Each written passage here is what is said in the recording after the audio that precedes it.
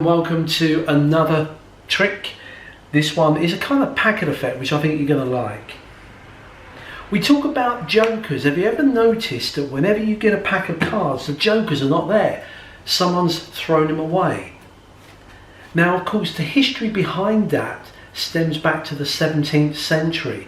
Tarot cards were the first ones to include the jokers. Now, people believed that these were wild spirit cards and would affect the other cards, and that's why people used to discard them. And the same happened when they was introduced many years later in a normal deck of cards. And you'll always notice people open a deck of cards and they pull out the jokers and throw them away. Well, I never throw them away. I remove them from the deck, but I keep them in my wallet because they do contain these special weird powers. What I'd like to do or try is to demonstrate this. We got a regular deck of cards, and what we're going to do is to get you to choose a card randomly. If I just throw down some piles of cards, just call stop whenever you want. Stop there. Okay, I'll tell you what, just to be fair, you take the cards, take a few cards off and throw them down. Any number you like. Yeah, you're happy with that? Okay, so we've arrived, or you've arrived, at a very random card. Neither of us could know what this top card is. Let's take a look. It's the King of Diamonds. Your choice there. Now, I would normally get the spectator to hold that, but we'll just put it there, and I want you to keep an eye on that. Now, they would hold that in their hand, and you tell them to concentrate on that card. Keep it in their mind, the vision. Now you've chosen your card, we're going to unleash the jokers from the wallet. In here, I've got 3 jokers, along with a blank card that we're going to use. So we have 1, 2, 3, 4 cards. We're going to demonstrate how the transference of images from your mind to the cards work. You see, if we take a look at these, we got 1, 2, 3, 4 cards. There's the blank card among the jokers. What I'm going to do is to insert this in among the jokers. I now want you to watch closely as we go through. Concentrate on your card. There's 1, 2, 3, 4. And there's the blank. Something is materializing. Now, if I hold that up, I don't know if the camera can pick that up, but there's definitely something there. Can't quite make it out, but there's something there. I'll tell you what we'll do. We'll put it near the top. Concentrate a bit more on the image of your chosen card. And look among the jokers. The blank card is beginning to have an image appear, fade in gradually. We put this back in, concentrate, and look, there among the 3 jokers is the card has materialized into your freely chosen card. There it is there. We do have just the jokers there and there, and the 3rd one on there. 3 jokers and your card. Well, if that's now got the image of your chosen card on there, what do we got here?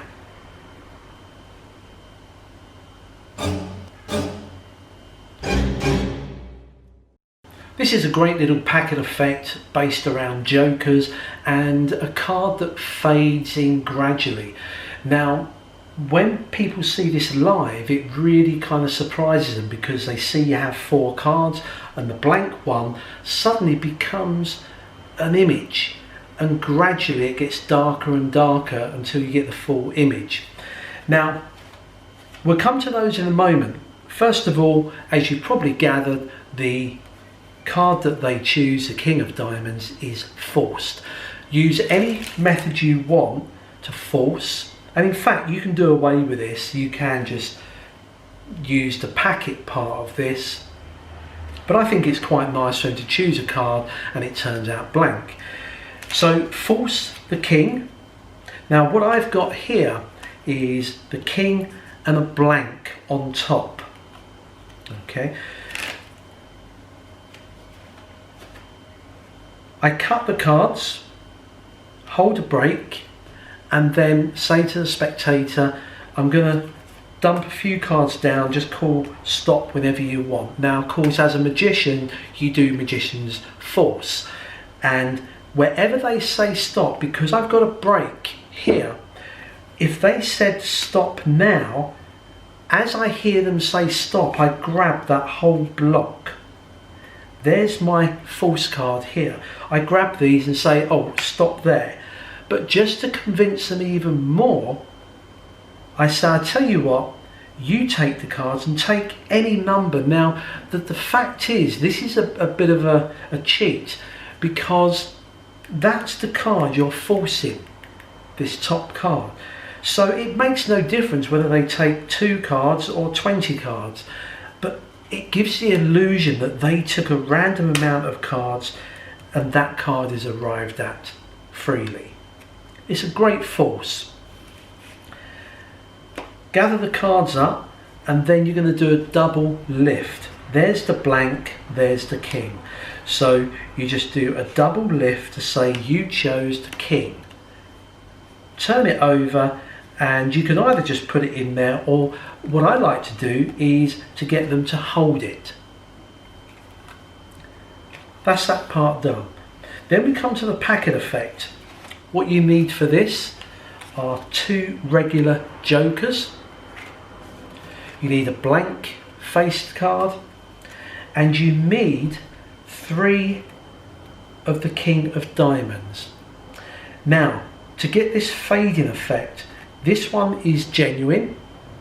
To make some gimmick cards where the card gradually fades in or fades out, you need just some duplicate cards from some old packs, and one of these from your kitchen, one of the little sponges with the rough surface on one side, or you can use sandpaper if you prefer. And all you do is you just rub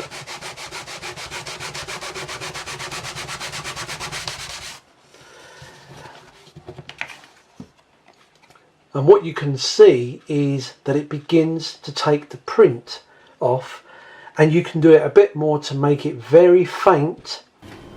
Now on camera it doesn't look that good, but in the real world, if you was here now, these faded cards look really impressive. This one is hardly noticeable. In fact, it probably looks white on the camera, but this one is hardly noticeable, but the spectator will just see a glimpse of something. They can't make it out.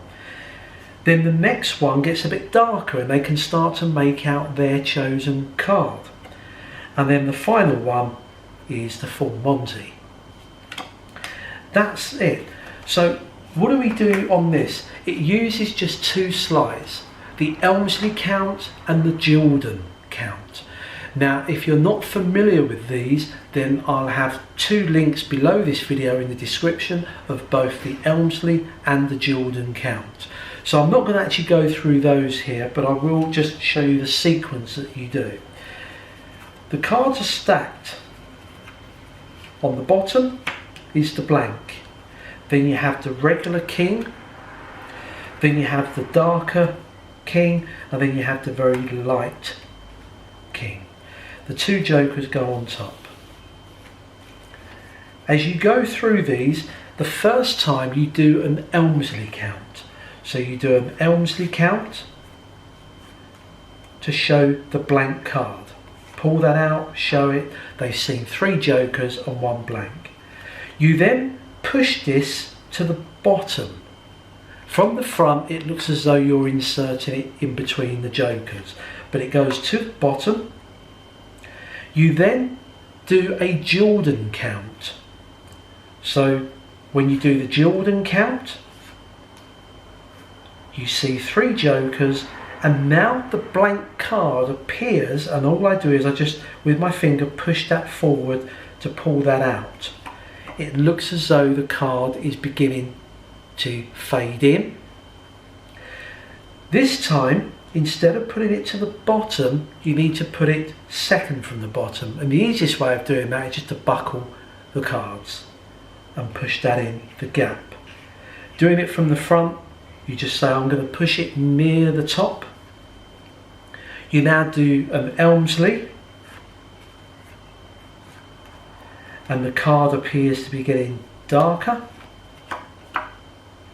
and then finally put it to the bottom, right at the bottom, and do a Jordan to finish.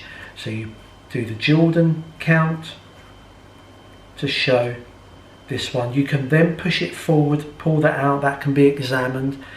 And the great thing about this is that you can just flip these over, push off the back one, and just turn both hands up. They see 2 jokers. You then just buckle and take this one and then show the last one. It looks as though you've shown 3 jokers on there. So it is just purely an Elmsley, Jordan, Elmsley, Jordan. That's a sequence of those. As I said, I will put the link in the description below for the Jordan count and the Elmsley count.